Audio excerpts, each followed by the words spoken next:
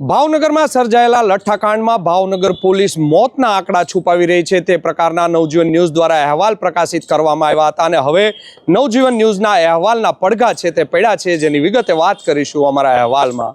વૈષ્ણવજન તો તેને કહીએ જે પીડ પરાઈ જાનાને રે।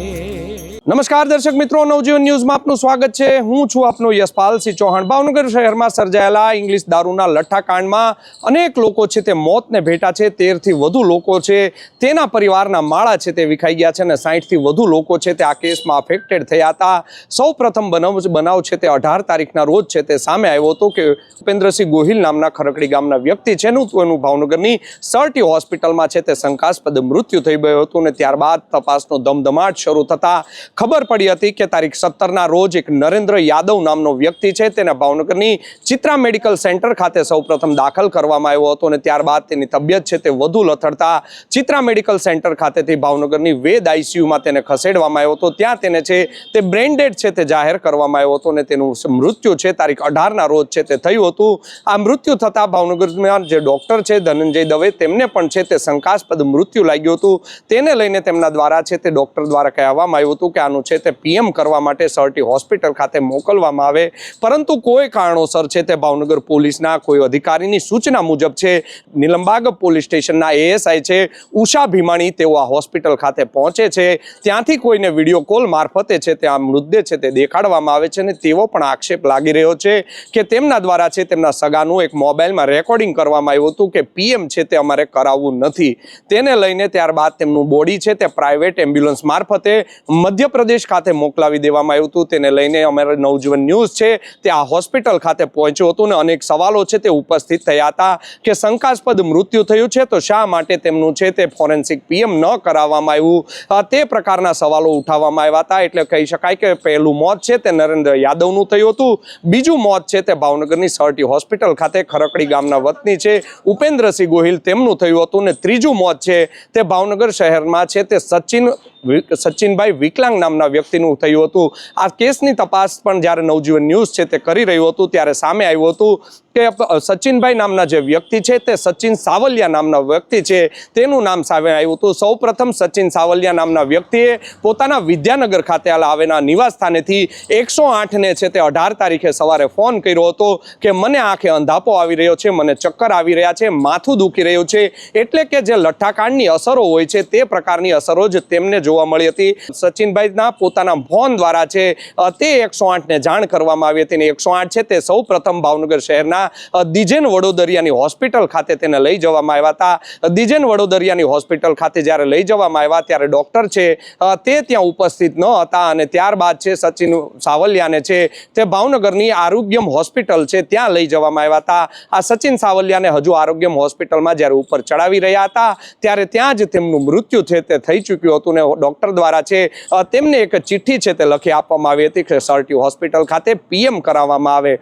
તેમનું જે મૃતદેહ છે તેમને જ્યારે ત્યાં લઈ જવામાં આવ્યો હતો ડોક્ટરને પણ તેમના સિમ્પટમ્સ જોવા મળ્યા હતા કે મોઢામાંથી છે તે ફીણ નીકળી જવા અનેક પ્રકારના સિમ્પટમ્સ તેમને દેખાયા હતા। જ્યારે તેમનો પરિવાર છે તેમને સરટી હોસ્પિટલ ખાતે લઈ જાય છે ત્યારે તેમને ચોખ્ખી સમગ્ર વિગત છે તે જણાવી હતી, પરંતુ તેમના પરિવારજનો છે નાનું મૃત્યુ થયું હોય તેમને એક પગે છે તે ઓપરેશન કરાવીને પગ કાપી નાખવામાં આવ્યો હતો। તેમના પરિવાર દ્વારા છે પણ ત્યારે ત્યાં પૂછવામાં આવ્યું હતું કે પીએમ છે તે ફરજિયાત છે કે નહીં, ત્યારે ત્યાં હાજર જે પોલીસ કર્મચારી હતા ત્યારે તેમનું કહેવું હતું કે પીએમ કરાવવું ફરજિયાત નથી, તમે 5 જણા છે તે સાક્ષી અમને લખી આપો કે અમારે પીએમ નથી કરાવવું તો પણ તમે ન કરાવી શકો। તેને લઈને અનેક સવાલો ઊભા થયા હતા અને તેમના પરિવાર છે તેમનો મૃતદેહ લઈ ગયા હતા અને તે જ રાત્રે છે તેમની અંતિમ વિધિ છે તે કરાવી દેવામાં હતી। આ મુદ્દો પણ નવજીવન ન્યૂઝના ધ્યાને આવ્યો હતો કે સચિનભાઈ વિકલાંગ નામનો જે એક વ્યક્તિ છે તેમનું છે તે પીએમ છે તેમનું નથી કરાવવામાં આવ્યું, તેને લઈને પણ અનેક સવાલો છે તે ઉપસ્થિત થયા હતા। આ મામલે હવે નવો ઘટસ્ફોટ થયો છે। એસએમસી દ્વારા જ્યારે તપાસનો ધમધમાટ ધમધમાટ શરૂ કરવામાં આવ્યો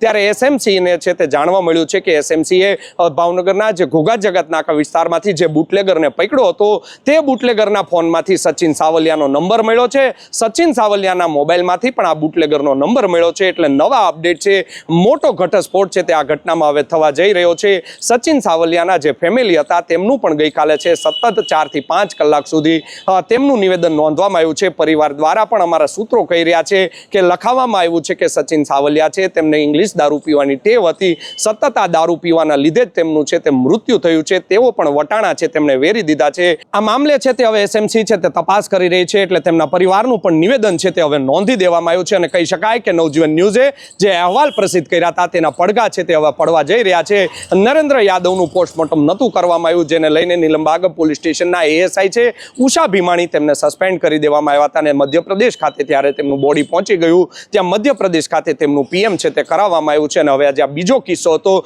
જે શંકાસ્પદ જેનું મૃત્યુ હતું, તો શા માટે તેનું પેનલ પોસ્ટમોર્ટમ છે તે ન કરવામાં આવ્યું, ફોરેન્સિક પીએમ ના કરવામાં આવ્યું, તેને લઈને અનેક સવાલો ઉઠી રહ્યા છે. આ બીજી ઘટના છે તે હવે એસએમસીના ધ્યાને આવી છે અને તેને લઈને પણ હવે નિવેદનો છે તે નોંધાઈ ગયા છે. આગામી સમયમાં કહી શકાય કે આજે નવજીવન ન્યૂઝે આ સમગ્ર ઘટના ઉપરથી પડદો છે તે ઉચક્યો હતો કે ભાવનગરમાં આ બે મોત છે તે શંકાસ્પદ મોત થયા હતા. નરેન્દ્ર યાદવનું મોત છે તેને છે તે 13 લોકોના જે મોત થયા છે ઓફિશિયલ આંકડો જાહેર કરવામાં આવ્યો છે. તેમાં તેનું નામ છે આ નરેન્દ્ર યાદવને ઇંગ્લિશ દારૂ બનાવવા માટે છે તેને ઉજ્જૈનથી ભાવનગર ખાતે લાવવામાં આવ્યો હતો અને તેનું છે તે મૃત્યુ તેમાં જ થઈ ગયું હતું. 21 લોકો સામે નામજોગ ગુનો દાખલ થયો છે. તેમાં પણ નરેન્દ્ર યાદવ નામના જે વ્યક્તિનું નામ છે તે તેમાં સામેલ છે. તેમનો પણ હવે પોસ્ટમોર્ટમનો પીએમનો જે રિપોર્ટ છે તે પણ આવી ગયો છે અને તેની પણ હવે તપાસ શરૂ કરી દેવામાં આવી છે. પરંતુ ચોક્કસથી કહી શકાય કે આ સચિન છે તે સાવલિયા નામનો જે વ્યક્તિ છે તેનું પોસ્ટમોર્ટમ એટલે કે તેમનું પીએમ છે તે નહોતું કરાવવામાં આવ્યું. તેમાં હવે આ ગંભીરતાભરી ઘટનામાં કોણે બેદરકારી રાખી છે તેની તપાસ પણ હવે થવા જઈ રહી છે. એટલે કે આગામી સમયમાં હજુ પણ અનેક જે લોકો છે, અનેક અધિકારીઓ છે, તેમની ઉપર આ મામલે હવે છે તે તપાસનો ધમધમાટ શરૂ થશે. નીલમબાગ પોલીસ સ્ટેશન નીચે આવતા આ બંને જે હોસ્પિટલો છે જ્યાં લોકોને સારવાર માટે દાખલ કરવામાં આવ્યા હતા અને તેમનું છે તે મોત થઈ જતા નીલમબાગ પોલીસ સ્ટેશન નીચે આવતી ભાવનગરની સર્ટી હોસ્પિટલની જે ચોકી છે ત્યાંથી કોઈ બેદરકારી રાખી છે કે પછી નીલમબાગ પોલીસ સ્ટેશનમાંથી કોઈની બેદરકારી રહી છે કે કેમ, તેને લઈને પણ હવે તપાસનો ધમધમાટ શરૂ કરી દેવામાં આવ્યો છે. સાથે જ એસએમસીને મેં કહ્યું તેમ પૂરતા પુરાવાઓ છે તે મળી ગયા છે. સાથે જ 108ને જે ફોન કર્યો હતો સચિન સાવલિયાએ તેનું ઓડિયો રેકોર્ડિંગ પણ છે તે મળ્યું છે કે સચિન સાવલિયાએ જ 108 બોલાવી હતી અને તેને શું થઈ રહ્યું છે તે સિમ્ટોમ્સ કહી રહ્યા હતા. જે લઠ્ઠાકાંડમાં લોકોને સિમ્ટોમ્સ જે દેખાતા હોય છે તે જ સિમ્ટોમ્સ છે તે આમાં જોવા મળી રહ્યા હતા. તે હવે ઘટના છે તે સામે આવી છે અને તેમાં આગામી સમયમાં હવે નવા ઘટસ્ફોટ છે તે એસએમસી કરવા જઈ રહી છે તેવું પણ અમારા સૂત્રો કહી રહ્યા છે. તપાસમાં શું સામે આવશે, કેવા પ્રકારના હવે પગલાં લેવામાં આવશે તે તો આવનારો સમય જ કહેશે. જોવું રહ્યું આગામી સમયમાં ભાવનગરમાં જે સર્જાયેલો આ લઠ્ઠાકાંડ છે 2 પીઆઈને અત્યાર સુધી સસ્પેન્ડ કરી દેવામાં આવ્યા છે. 5 જેટલા કર્મચારીઓ છે તેમને સસ્પેન્ડ કરી દેવામાં આવ્યા છે અને આગામી સમયમાં હવે આ જે આંકડો છે તે ચોક્કસથી વધી શકે છે તેવું પણ અમારા સૂત્રો કહી રહ્યા છે. આ જ પ્રકારના સમાચાર જો આપને પસંદ આવતા હોય તો અમારી નવજીવન ન્યૂઝની ચેનલને લાઇક, શેર અને ફોલો કરવાનું ભૂલતા નહીં. યશપાલસિંહ ચૌહાણ, નવજીવન ન્યૂઝ, ભાવનગર.